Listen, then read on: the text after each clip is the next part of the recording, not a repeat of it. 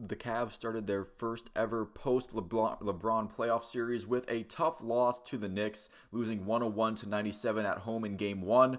Before the start of the game, both Isaac Okoro and Julius Randle were revealed to be good to go. Both teams relatively at full strength, so neither team really going in with neither fan base really going in with the mindset of, well, things might be different if, player X were available, because both teams, again, pretty much at full strength. So when the game starts, you could tell that there were some nerves active on both sides. You saw that with the Knicks making some kind of ill-advised, full court passes, some cross-court passes that were pretty easily intercepted by Cavs defenders. And for the Cavs, you really saw their nervousness with their close-range shots. They left a lot of free points pretty much on the board, and they never really got those back. And especially when the game ends up being as close as it was, it ended up being a bad game, and it was also frustrating for more reasons that I'll get into. But earlier on in the game, the Knicks getting out to a 9-2 lead, but the Cavs would match that with a little run of their own, so it was pretty even throughout the whole thing.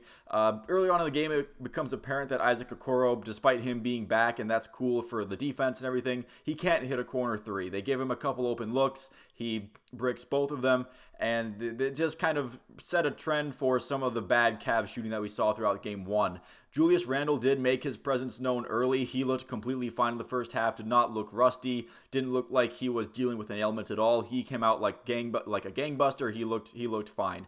Jalen Brunson, however, he did pick up 2 quick fouls in the first quarter, and him getting in the foul trouble in the first half was something that the Cavs really needed to take advantage of. They didn't really do that good of a job of it, and I would like to get into that point a little more after I get done with this kind of quick game recap. It was clear that the Knicks bench was going to be better than the Cavs bench in this one, as that's one of the one of the storylines that was obvious coming in. Obviously, as a Cavs fan, we've been concerned about the bench for a little bit now. However, it was a little bit jarring just how much of a stark difference there was between the two benches in Game 1. Dean Wade was really discouraging with his minutes. He did not have a good game. Karis LeVert, who was having his best stretch of basketball late in the regular season, he reverted back to the same form that had Cavs fans demanding him to be gone from the roster at the trade deadline. He missed a wide open layup, as did Ricky Rubio, which I know it's kind of nitpicky to look at individual specific shots, but the layups they missed weren't just contested, well guarded shots that it's a 50-50 whether they go in or not from close range. These were just wide open points. Those were 2 gimmies that were basically just missed, and that kind of does, again, show a lot of what the Cavs were doing and missing those wide open looks that the Knicks just made a couple more of those than the Cavs did. Mobley's offense was a struggle as well. He's been someone who has come along offensively for the Cavs as the season has gone down the stretch, but this game was a bit of a struggle for him. I don't have any issues with really any player defensively, although matching up Cedi Osman with Jalen Brunson to end the game proved to be a bit of a mistake. Maybe don't do that ever again, JB Bickerstaff. Please do not make me sit through that again. But as far as the total defense goes, the Knicks did only put up 101 points. That game was there for the taking. It's just that the Cavs offense didn't really match. The only bench player for the Cavs that you really could argue that had a positive impact for the Cavs was actually Cedi Osman. And not to say that he had a terrific game either. As far as the bench players total for both teams, Cedi's definitely way down on the list of guys who actually had a good games. It's just that everyone else on the Cavs was such an obvious detriment to the team. Cedi Osman was the only one who you could even argue had some sort of positive impact. And that's going to be on JB Bickerstaff to figure this one out as this playoff series goes along. Maybe Danny Green getting some minutes couldn't hurt. I mean, I don't know how he could be any worse than any of the other bench players that we saw in this game. But the Knicks bench, hats off to them. They came to play. They were going off. Josh Hart had a great game in Game 1. Hartenstein, his stats don't look insane. You look at his numbers and they look kind of whatever, but honestly, the minutes he played, he was definitely a pest. He was definitely bothering the Cavs a bit.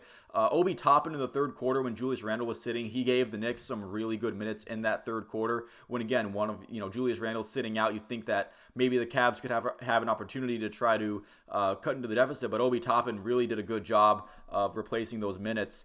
Despite the fact that the benches are on 2 very clearly different planes of basketball happening here. The Cavs do stay in this game. They were within striking distance for pretty much the entirety of the game, mostly because Donovan Mitchell, there were stretches of play where he was just the entire offense, and Donovan Mitchell, he had everything that you could ask for from his game in Game 1. The second quarter Cavs offense was essentially just give Donovan Mitchell the ball and hope that he scores, which he did score a lot of those second quarter points. I thought Garland had a fairly solid game, but some of those turnovers you don't want to see.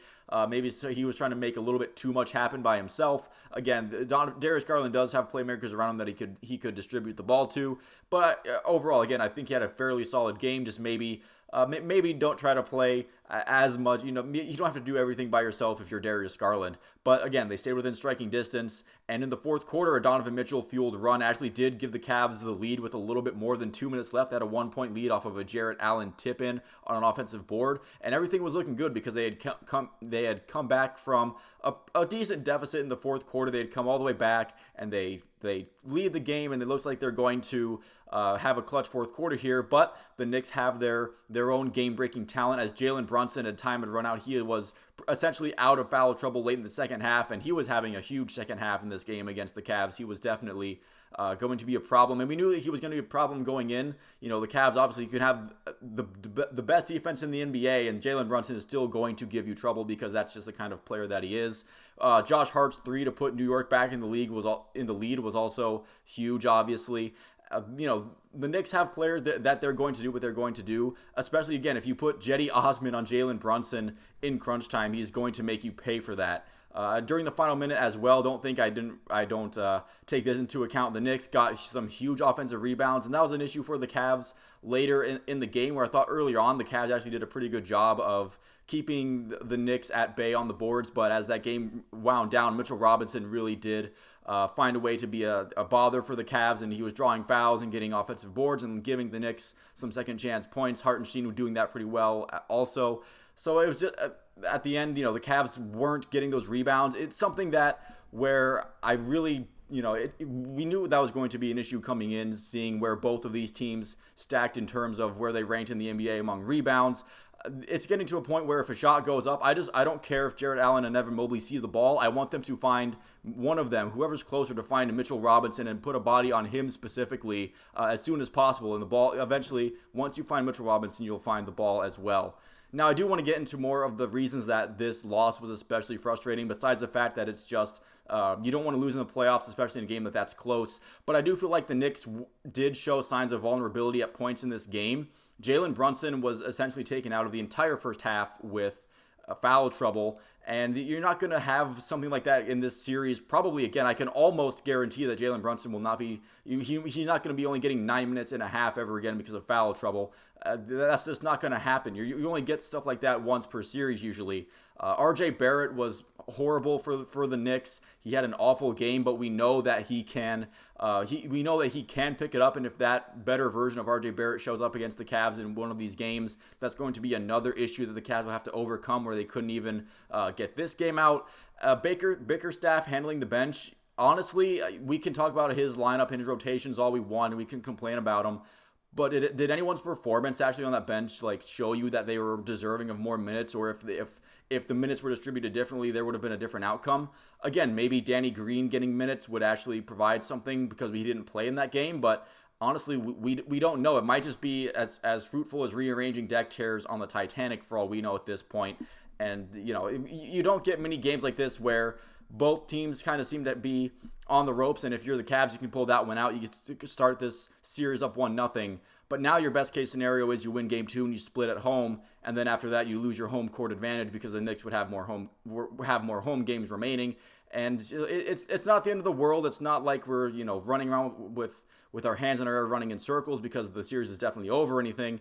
It's just that this was a game that the Cavs could have reached out and grabbed and taken from the Knicks in this one, but it ended up the opposite happening because, again, they left too many points on the board, and they weren't able to take advantage of the Knicks when they were struggling. And again, credit to the Knicks for having guys like Jalen Brunson and Julius Randle and Josh Hart being what he was, and they played well. Cavs had guys play well too, but you can't leave that many short shots missed and wide open layups going off the rim and out. Can't have that in game 2.